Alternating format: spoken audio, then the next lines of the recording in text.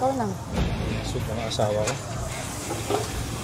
May panibago na naman tayo masarap na tuklas. At dito lang yan sa San Andres, Bukid, Maynila. Lechon sisig na masarap, swak sa budget at patok sa mga taga rito. Kakaiba din dahil may kasama pa yung cheese at unlimited pa. Mabango. Mabango. Kainin mo. Napakabango nga itong dinakdakan na may kasamang fried rice. Alamin din natin kung ano ang pinagkaiba ng sisig at dinakdakan. Parang meron na kayong hinalo na hindi namin pwedeng malaman Ma'am, kasi ito po yung sikreto po ng mga kanununuan ko po. Ganon. So may secret ingredient yan. Yes po. May sikretong pagmamahal po ito. Yun pala yun. Yes po. Ay mga bossing, ako po pala si Lubert Laurente aka Obet. At welcome po kayo dito sa aming munting tindahan, A&L's Food Choice. Mag-1 year na po kami. Dati po kami naka-food cart. Then ito po maliit na pwesto mo namin, mag 2 to 3 months pa lang po. Niluluto po natin yung dinakdakan. Nag-uumpisa po tayo sa paglalaga po ng baboy. May marinated na po and then iihawin po natin siya. Pagkatapos po natin ihaw, doon po natin siya titimplahan natin. Usually po pinapakuluan po natin ng 30 to 45 minutes po ang ating baboy. Then yung ihaw po is around 30 minutes para mangamoy po yung baboy na amoy inihaw po at saka yung lasa. Siguro po yung kakaiba po sa akin dinakdakan, siguro po mula bata pa ako, sanay na ako madakdakan ng nanay ko at saka ng asawa ko. Kaya siguro kahit pa paano, mapagmamalaki ko yung dinakdakan ko. Special lang po siguro yung dedication ko sa pagtitinda ko at sa pagluluto ko po. Yun po siguro naging special, kaya naging masarap yung ating dinakdakan po. Bali po meron po tayong 3 version ng dinakdakan po natin. Meron tayo ng natural na dinakdakan lang po. Meron din po tayo na sizzling dinakdakan na with egg. And then meron din po tayo ng dinakdakan with cheese. Nag-start po ang ating price ng rice toppings po ng 68. With rice na po yung dinakdakan natin. Fried rice na po ang kasama. Then meron tayo good for sharing na a la carte po.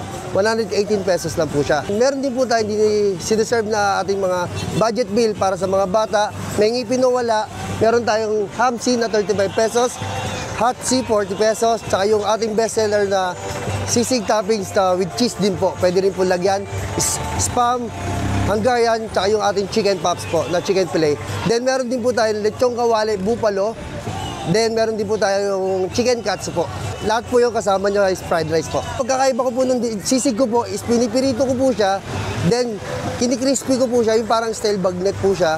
Then tsaka po natin sisig. Yung dinakdakan naman po is yung ilalaga natin, das iihawin po. Yun po yung pagkaiba nila. Different na pagluto po. Different ways na pagluluto po natin. Dalawa po ang ating bestseller po talaga, ma'am. Yung ating sisig po, tsaka yung bago nating dinakdakan po. Ngayon po yung bestseller po natin. Hello po, magandang araw po. Iniibitahan ko po kayo sa aming munting tindahan dito po sa A&L Food Choice. Location po tayo dito sa Orlex, Corner Dagunay Market. Tapat po tayo ng Ilagan Funeral Pawn Shop po para mas madali nyo po makita. Nag-open po tayo ng 12 noon until 12 midnight po. Bali, nag-open po pala tayo ng Monday to Saturday. Then Sunday po is a family day po para sa mga anak po namin. Pinipid na sibuyas Sir, kahit mahal ang sibuyas. Liver spread. Ay, liver spread pala, hindi pala mahal. Ayun, Ay, suka. Yes po, sir. Timplado yung suka po. Kala ko, kuya, kakamayin mo rin Kamaya, sir, kakamayin natin. Ganun ba?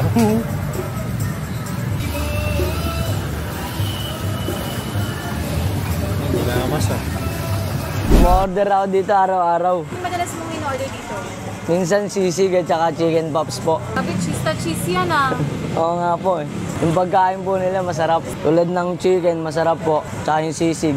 Hindi ko pa nga po natitikman yung dinakdakan Gusto ko na po matry. So ayan guys, dumating na nga in order natin. Meron tayo dito nga dinakdakan na merong fried rice. Siyempre try din natin yung kanilang pork sisig na isa sa bestseller din nila. Try muna natin dito sa pork sisig. 50 pesos lang tong pork sisig nila. May rice ka na, may ulam ka pa. Ang mura. Tapos may cheese pa. At unlimited to, yung cheese nyo. Unlimited pa yung cheese nila. Free lang yan walang bayad. So kung mahilig kayo sa cheese, sabihin nyo lang with cheese. Try natin tong pork sisig.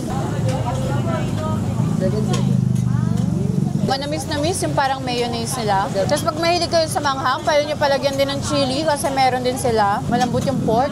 For me, mas masarap siya pag merong chili pa na nilagay. Tapos ma-onion. Sulit nito, 50 pesos lang. Parang masarap yan Masarap talaga, try mo. Hindi nga. Sisig na may cheese, tapos pinagyan ko ng chili sauce, pero ito wala. Sarap. Mm. Try naman natin yung dinakdakan. Mabango. Pag mabango, Kainin mo.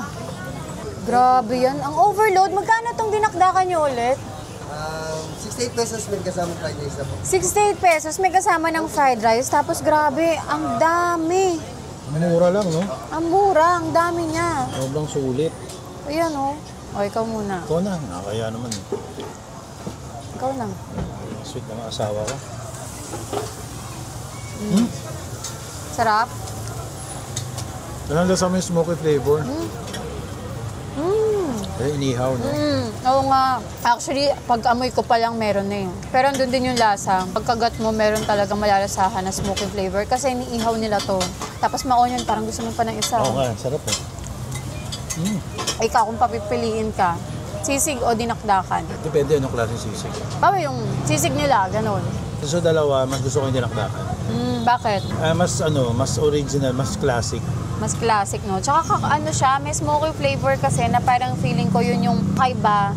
Kasi sa ibang dinakdakan na nakakain natin, hindi masyadong ganun ka Smoky. strong yung smoky flavor. Pero dito sa kanila, nandun talaga. Pero alam mo ba kung anong pinagkaiba ng sisig at dinakdakan? Kasi ngayon, di ba, parang yung mga tao, akala nila parehas lang. Iniihaw din kasi yung sisig Oo, eh. iniihaw din yung original na sisig, iniihaw. Ito, iniihaw din. So, ano pinagkaiba nila? Hindi ko alam kung siguro hula lang ha. Correct me if I'm wrong dyan sa comment section. Yung laman ba? Yung karne na Yung ginagamit? karne na baboy, parehas lang silang Ginagamit? baboy. Hindi. Kasi Yung original part. na yung part ng sisig Yung kasi part. mukha yun eh. Tama, So hindi ko alam kung sa dinakdakan, mukha rin ba dapat? Hindi ko sure eh. Hindi ko alam. Ako, feeling ko, pinagkaiba nila. Tsaka may mayonnaise. Yung sauce, yung mayonnaise. Pag may mayonnaise kasi dinakdakan, kaya nga di ba iba sinasabi, pag may mayonnaise yung sisig, hindi naman sisig yan eh, dinakdakan yan eh. Kasi nga yung dinakdakan, ganun sila. May halong mayonnaise talaga. Yun nga May ano rin ba to? May suka? Meron. Ayun, isa pa yon, may suka to. Ang sisig kasi kalamansi ang gamit nila. Wala bang sukang? Wala. Wala nga, alam ko. wala. Kalamansi ang gamit sa sisig. Pero sa dinakdakan, suka ang nilalagay Yung nila. ba yung original na dinakdakan? Suka Suka ba? talaga. Parang siyang kinilaw. Baboy, di ba? Parang siyang pork tapos kinilaw. So, pagka ang kinilaw kasi, suka, di ba? Oo. So, parang siyang ganon. Kinilaw, hindi lang siya hilaw, luto kasi siya. So, Inihaw. dinakdakan siya. Sarap. Yung ba yun? I-search nga natin sa Google. Tumabaw ko yung lifespan kasi pag Tama yon. Kasi yung suka, nakakahaba ng lifespan ng dish, di ba? Kahit ilang araw mo yan ilagay sa ref, hindi masisira pag may suka. Hindi mapapanis agad-agad. Pero tanong natin kay ChatGPT. Sabi ko, ano pinagkakabisihan mo? Yan pala. Oo, gusto ko i-check eh. Pero ako mas nagustuhan ko yung dinakdakan nila dito. Kaya naging bestseller din sa kanila yung dinakdakan nila. Pero masarap din naman yung sisig. Kung may kayo sa sisig.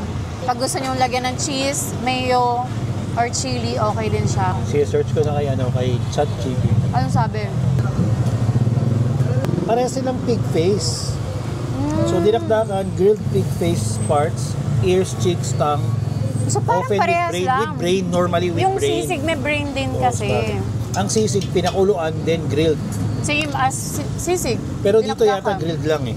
Ang dinakdakan? Dinakdakan, yun ang nakalagay method niya. More chunkier yung niya. Yung hiwa. Hiwa niya. Oo, Sa kasi sisig. yung Dinakdakan sa dinakdakan. dinakdakan kasi yung sisig tad-tad. Oo. Eto, ayan, kung makikita nyo, dinakdakan nila, makakapal yung hiwa. Slice. Oo, Ganon. tapos yung flavor profile ng dinakdakan, siya, calamansi or vinegar. May vinegar, yun nga, may vinegar. Onions, chili, salt, pepper. Sa sisig naman, calamansi, onion, chilies, liver Calamansi spread, lang. mayonnaise. Baka baliktad. Liver spread. May liver kasi talaga yung sisig. Oo nga, pero ba't dito may mayonnaise yung sisig sa ChatGPT? Baka ibang style ng sisig si ChatGPT. Wala siya sa hotel. Hindi, basta ang dinakdakan, Ilocano dish. Ang sisig, Kapampangan. So, kung ano yung alam nyo guys, comment nyo nga below kung anong alam nyo pinagkaiba sa sisig tsaka pork dinakdakan. So, yun lang guys, grabe. Nasarapan ako sa dinakdakan nila. Ikaw ba? Sarap. Sarap, no? Again, dito yan guys sa may... A&L's Food Choices. Yan, sa may ano to? Sa may Onyx Corner, Dagunoy Street dito sa San Andres Bukid. Manila. Ayun. So kung mahilig kayo sa sisig or sa dinakdakan, punta lang kayo dito para matikman nyo din. So yun lang guys. Thanks guys again for watching. At kung hindi ka pa nakapag-subscribe, please subscribe to my channel at para updated kayo sa mga videos na i-upload ko, tap the bell icon. So I'll see you guys again. Bye! Bye!